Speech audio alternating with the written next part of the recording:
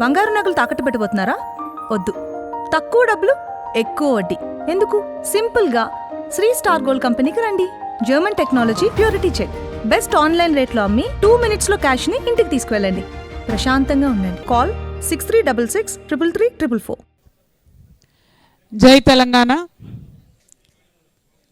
జాగృతి జనంబాట కార్యక్రమంలో మరి 3వ జిల్లాకు వచ్చినాం.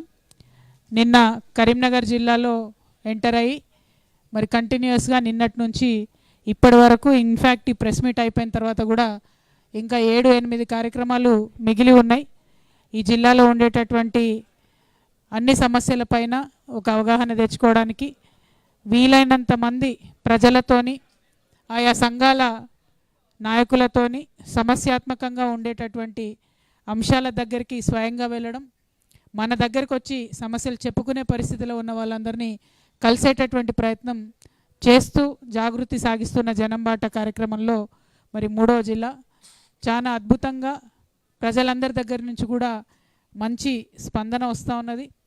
ఎక్కడికి వెళ్ళినా ఒకటే మాట వినిపిస్తూ ఉన్నది, మీరు సామాజిక తెలంగాణ అని ఏదైతే అంటూ ఉన్నారో ఆ సామాజిక తెలంగాణ సాధనలో మరి వెనకడుగు వేయకండి, అన్ని వర్గాలను కలుపుకోండి అని చెప్పి మాట్లాడుతున్నారు. ఈరోజు కూడా మాట్లాడినటువంటి ప్రతి ఒక్క వ్యక్తి, ప్రతి ఒక్క మేధావి, ప్రతి ఒక్క సమాజం బాగుండాలి, సమసమాజం కావాలని కోరుకునే ప్రతి ఒక్కరు కూడా ఇన్ని సంవత్సరాలైనా 79 సంవత్సరాల స్వతంత్ర భారతదేశంలో 12 సంవత్సరాల స్వరాష్ట్రంలో ఎందుకు మనము విద్య, వైద్యం లాంటి కనీస సదుపాయాలను ప్రజలకు ఇవ్వలేకపోతున్నాం అనేటటువంటి ఒక ఆవేదనను, బాధను కూడా వ్యక్తం చేసినటువంటి విషయాన్ని మనందరం కూడా గమనించుకోవాలి.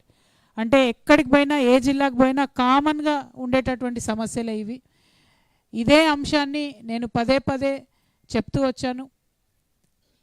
ఇవాళ తెలంగాణ వస్తే అందరం బాగుంటాం, సబ్బండ వర్గాలం బాగుంటాం, సకల జనులం బాగుంటాం అనుకుంటే మరి ఎందుకు పేదవాడికి ఇంకా వైద్యం అందుతలేదు?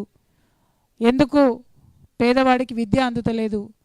ఎందుకు ప్రభుత్వం ఫీజు రీఎంబర్స్మెంట్ ఇవ్వకపోతే ఇంట్లో పిల్లలు చదువు మానేసి కూర్చునే పరిస్థితి స్వరాష్ట్రంలో వచ్చింది అనేటటువంటి అంశాలను దయచేసి అందరం కూడా బుద్ధిజీవులం ఆలోచించాల్సినటువంటి సందర్భం వచ్చింది. మరి కార్మిక రంగంలో చూసినట్టయితే మోదీ గారు ఎన్ని నల్ల చట్టాలు చేసినా కనీసం మనం ఎక్కడ కూడా స్పందించలేదు. కార్మికులకు అన్యాయం జరుగుతూ ఉన్న అనేక రంగాల్లో మిన్నకుండిపోయినాం. హక్కుల కోసం పోరాడి సాధించుకున్నటువంటి రాష్ట్రంలో ఆ పోరాట తత్వం మరి ఏమైపోయిందో నిజంగా అర్థం కాని పరిస్థితి. ఆర్టీసీ కార్మికులు కావచ్చు, సింగరేణి కార్మికులు కావచ్చు, పోరాడితే తప్ప ఏది కూడా రానటువంటి పరిస్థితి. సింగరేణిలో 10 సంవత్సరాలు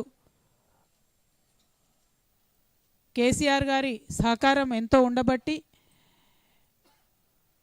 నిరంతరం వారు ఇచ్చినటువంటి సపోర్ట్తో మేము బలంగా ఆఫీసర్లతో కొట్లాడినాం కాబట్టి సింగరేణిలో అంతో ఎంతో కొంత కాపాడుకోగలిగినాం. ఇంకా జరగాల్సింది చాలా ఉంది. అందులో కూడా ల్యాప్సెస్ ఉన్నాయి, వాటి మీద తప్పకుండా పనిచేస్తాం. కానీ ఆర్టీసీ విషయంలో మాత్రం ఇప్పటికీ ఈ జిల్లాలో ఆర్టీసీ మంత్రి ఉన్నారు కాబట్టి చెప్తా ఉన్నాం, చాలా దారుణమైన పరిస్థితి. అంటే ఈ అంశాలు డెఫినెట్గా ప్రతి ఒక్కరం కూడా ఆలోచించుకోవాల్సినటువంటి సందర్భం. ఏది ఏముందిలే, బాగుందిలే, అంత బాగానే ఉంది, నడిచిపోతుంది, తింటలేమా, పంటలేమా, ఉంటలేమా అంటే 200 సంవత్సరాలు భారతదేశం బానిసత్వంలో ఉండిపోయింది. ఏముంది ఏదో ఒకటి అందరం బాగానే ఉన్నాం కదా అనుకుంటే 60 సంవత్సరాలు తెలంగాణ పరాయి పాలనలో మగ్గిపోయింది. అట్లా కాదు, జర ఆలోచన చేయాలి అని చెప్పి మనం సంఘం కట్టడం మొదలు పెడితే దేశానికి స్వతంత్రం వచ్చింది.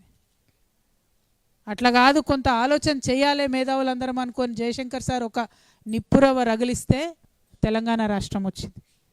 ఇవాళ కూడా జరగాల్సింది అదే.